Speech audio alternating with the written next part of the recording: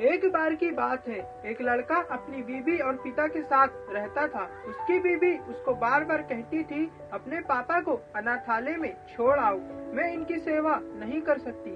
सारा दिन इनकी देखभाल में चला जाता है, एक मिनट भी आराम करने को नहीं मिलता। लड़के ने कहा, कैसी बात करती हो तुम, वो मेरे पिता है, उन्होंने मुझे पाला पोसा है, इतना बड़ा किया है, भला मैं उनको कैसे छोड़ दूं? अनाथालय में उन्हें नहीं छोड़ सकता।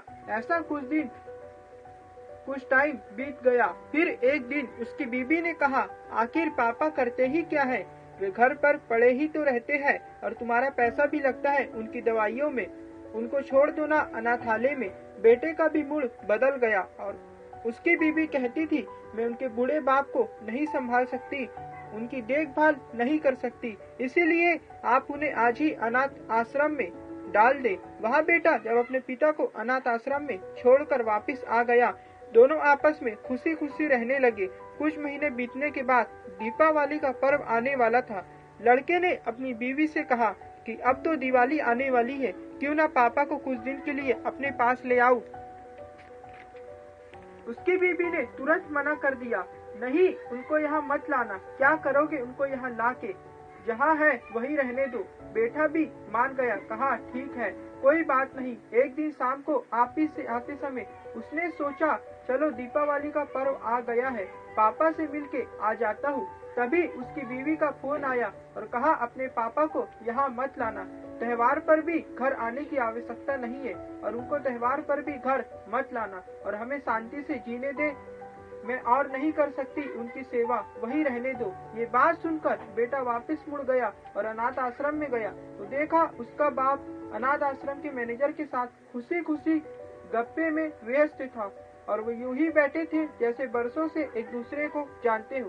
तभी यहाँ देखकर वह खुश हुआ और सोचने लगा, चलो ठीक है, पापा यहाँ कुछ तो खुश है। तभी बेटे ने मैनेजर से पूछा, सर आप मेरे पिता को किस तरह और कब से जानते हैं? आप दोनों ऐसे बात कर रहे हैं जैसे वर्षों से एक दूसरे को जानते हैं। तभी मैनेजर ने मुस्कुराते हुए कहा, जब यह अनाथालय से एक बच्चे को गोद लिए थे तब से मैं तुम्हारे पिता को जानता हूँ। उस बेटे को यह बात सुनकर बहुत गलनी हुई और पीड़ा हुई और वो रोने लगा, क्योंकि वे बच्चा वहाँ खुद था। अपने बाप के पाँव में गिरकर वह खूब रोने लगा और खड़ा होकर अपने बूढ़े बाप को गले लगाकर कहा, पापा मैं इतना बुरा हूँ, जिसका कोई नहीं था उसको आपने अपना बेटा बनाया, मुझ जैसे अनाथ को, और एक मैं हूँ। उसी वक्त अपने पिता को वहाँ से लेकर चला गया। तब उसे एहसास हुआ कि पिता अपने बच्चों से कितना प्यार करते हैं। जिनके माँ बाप जिंदा है वे दुनिया के सबसे अमीर और संपन्न लोग हैं। दोस्तों, माँ बाप ईश्वर का दूसरा रूप होते हैं। अगर आपके माता पिता आपसे खुश हैं तो समझो वो ईश्वर, वो परम पिता, वो परमेश्वर आपसे खुश है। जिस घर में माँ बाप की इज्जत नहीं होती,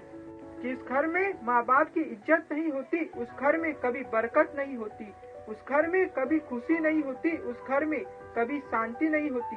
माता पिता की उंगली थामकर चलना सीखा और उन्हीं की मेहनत से पलना सीखा। आज हम जो कुछ भी है अपने माता पिता की वजह से है। माँ बाप के त्याग और बलिदान का कर्ज हम अपनी जान देकर भी नहीं चुका सकते।